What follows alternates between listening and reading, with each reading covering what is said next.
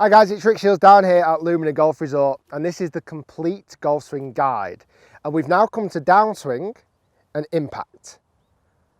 I'm covering the whole golf swing, the complete guide, stages by stages. If you're new to golf, perfect, it's going to help. If you're an established golfer, some of these elements are definitely going to help. If you want to see any of the videos, click the eye in the corner, they are all up there. You can watch every single one of them from start to finish, or jump in and out, whichever ones you want to watch. So far we have covered the summary of the golf swing, just in general. We've gone the hold of the golf club, i.e. the steering wheel of the club face, the setup.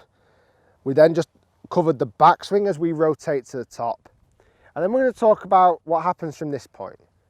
How from the very top of the golf swing do we make powerful, consistent actions to hit that ball well. And this is key. This is really key. This is probably one of the most important videos of this whole series. But it can be so simplified. We can make this sound so simple, and the action of it itself is relatively, and I'm not saying that in like a, what's a kind of good word, in a patronising way. Just a movement, if we follow a certain action, we can make this movement much simpler. And it's only from what I've seen when I coach, players artificially making changes to compensate for something else, do errors come in. So far, we've gone through a lot of the checkpoints. Once we get to the top of the swing now, we're in one of the strongest positions that we can then just rotate and turn down. And that's the big thing. We've got to use the body. The body is our engine. The body is our power. If we've gone through the backswing and rotated to the top, and we've stayed within that cylinder we talked about before, so I've not gone too far to the right or too far to the left. I've stayed within that cylinder. And I've rotated my shoulders and I've rotated the hips. From that point then, to get a good strike, to hit that golf ball well, we would ideally like to hit the golf ball first and then ever so slightly make contact with the ground afterwards. And to do that, that happens up here. That happens at the top of the backswing. As we start to come down in the swing, the first movement is a slight movement towards the left. I'm going toward the left-hand side of that cylinder. Not excessively, but I want to get the slight movement toward the left so that I'm guaranteeing my strike point to happen at the right time. That's the big one. So I've turned to the top of the golf swing. I'm going to slightly move the body weight to the left. And then from there, I'm going to unwind all of the power that has been created. All of the power that you've managed to create going back, we want to unwind. This is what I see for a lot of golfers, not just new golfers and established golfers alike. They will do something of the opposite. They'll want to go back and lift.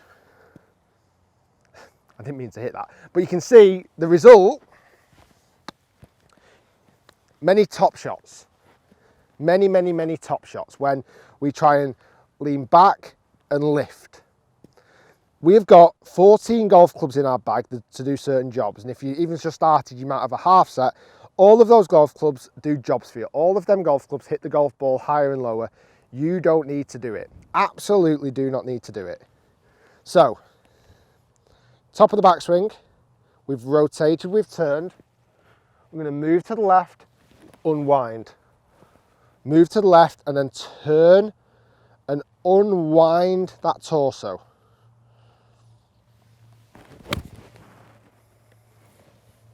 So if we slow that action down, you'll see that in a bit more detail.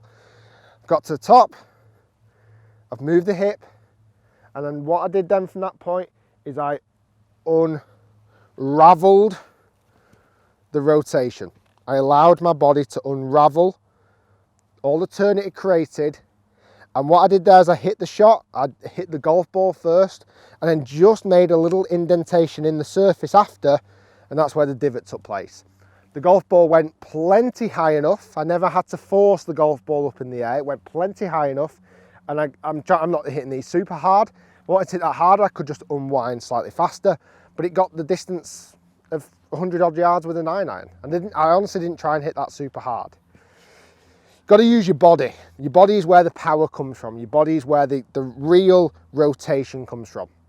If you look at some of the best players in the world, some of them aren't super strong, they're not super tall, they're not super athletic, but they can hit the ball a long way because they unravel their body in the best manner. I'm something similar. I'm not strong at all, I'm happy to admit that, but I can unravel my body, unwind it, while still just slightly moving the weight to the left, and then I can make a consistent action, a consistent strike. And this is with irons only. I'll do an ultimate, I'll do a complete golf swing driver guide as well, coming later. Coming down the line anyway. I just wanted to get this first golf swing guide up first. Last point on this is impact. Now, golf clubs have become incredibly forgiving, way more forgiving than they ever used to be. But there is still points on the club face where you have to hit. There is still a middle point on the club face. So important this, it's untrue.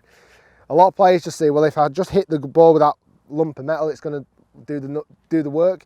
You've got to really pinpoint where you hit on the club face. And I would recommend doing this by a couple of things. Either getting some athlete's foot spray and spraying it on the face. It's like the powder, and you will see where you've made contact. Use impact tape. So use a sticker where you can see it. Use anything where you can actually see the indentation take place on the face. Even just when I've hit here, I've left a grass stain and I've just hit toe side of centre. But be so aware about where it hits, it's untrue.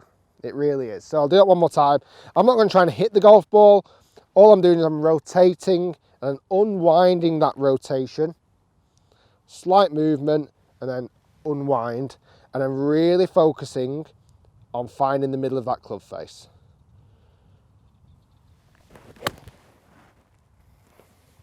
Guys, thanks for watching.